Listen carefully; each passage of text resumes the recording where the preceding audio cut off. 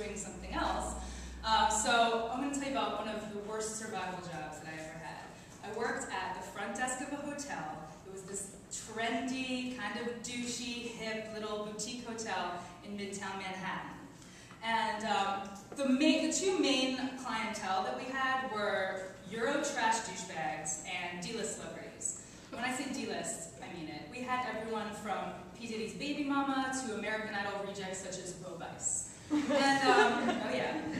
We had to do everything that the guests wanted. In fact, our title was guest service agent. So we basically had to bend over backwards for these douchebags. So, you know, if Scary Spice wanted cigarettes and vodka at 7 a.m. on a Sunday morning, like one of us had to run out and get it. If David Hasselhoff's 6-foot-deep jacuzzi tub overflowed, one of us had to scuba dive down through his filth and unclog the drain. This was the kind of environment that we worked in. So one day, this older Southern couple strolls in, and they are like over the top. The woman looks like her face and hair are like Tammy Faye Baker, kind of, like just way too much makeup, big Southern hair, diamond, chiffon. The guy's wearing like nice jeans. He kind of looks like an upscale cowboy. He's wearing like a bolo tie and a Stetson. I don't think he was smoking a cigar and drinking a mint julep, but he may as well have been. These people like look like they just strolled off their plantation, and you could smell the entitlement just wafting off of them. So they walk up to the desk, and I'm checking them into the room. And they're starting to get the idea that maybe the room is going to be a little bit smaller than they had hoped. It is a boutique hotel, and I'm explaining to them that, listen, this is the kind of room that you booked. It is kind of small, but you know the hotel is full, and there's nothing that I can move you into, you know. And they're starting to argue with me, and like the woman starts to have like a Blanche Dubois moment. And she's like kind of swaying dramatically, and she's freaking out. She's like, oh no, oh well, I couldn't possibly go in that tiny little closet room. Oh, I couldn't possibly. And like the guy's like, that's okay, honey, I'll take care of it. And he leans into me, and he's like, Kelly, tries to reason with me, and he keeps using my name over and over. You know how people use your name and like they think that it will endear them to you, but it's really just condescending. And he's like, Kelly, I'm sure there's something you can do. Can't you just go on your little computer? I'm sure you can pull something up. There must be something you can do. Kelly, can't you now? And I'm like, obviously you guys need to speak to my manager. Like it was just going on and on at this point. And so I run out and I go get our manager, Aaron Bozzi. Aaron Bozzi is just the sweetest guy. He's like 25. He's very like kind of innocent. He's from Colorado. He's like tall, blonde hair, blue eyes, perfect straight white teeth. He was in the choir. Like he's just a really sweet guy, right? So he comes out, and I mean, at this point in his life, his main goal was to be the best gosh darn hotel manager he could possibly be. He really wasn't, but like you had to appreciate his enthusiasm.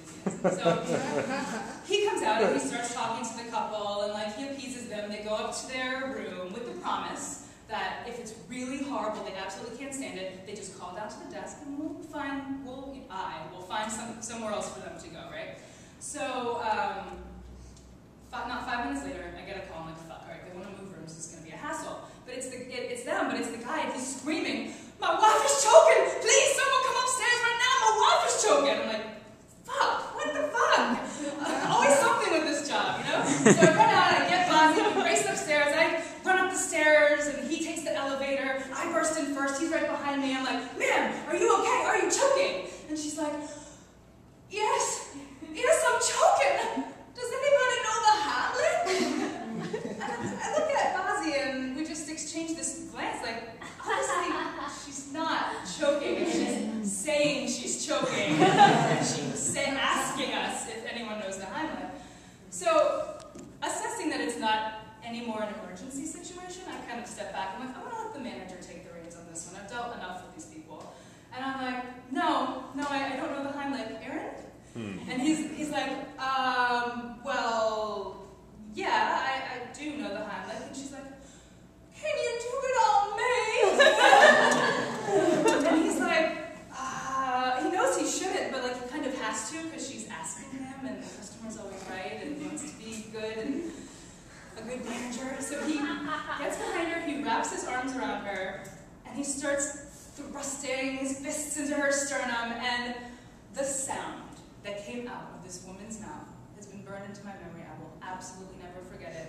I've never heard a seagull being devoured by a lawnmower, but that's what I would equate it to. So she sounded exactly like this. With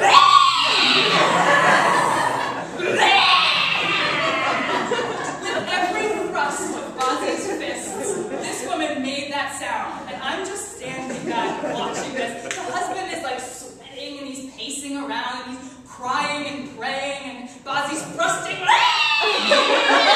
I'm like, what the fuck is going on? It lasts for way too long. It lasts for like 5 minutes. And finally, she kind of taps out.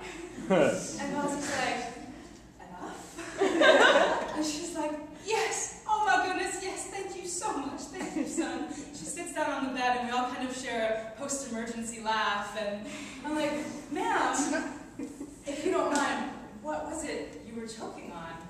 And she's like, oh, well, I was just feeling a little under the weather, you know what, with the traveling and all, and I just swallowed one of those airborne, you know, those airborne pills? And I'm like, yeah, I do know those airborne pills. Do you guys know those airborne pills? They are about the size of a $50, and you are supposed to dissolve them in water. They are effervescent tablets. And she's like, oh my goodness, silly me, I didn't read the label. Oh, I'm so silly, I can't believe I did that. Oh my goodness, thank you so much. Thank y'all for saving my life. And we're leaving, and Bozzy and I are at the door, and the husband turns to us and he's like, thank y'all so much. You have saved my wife's life. And Kelly, this room is just fine. We're going to stay right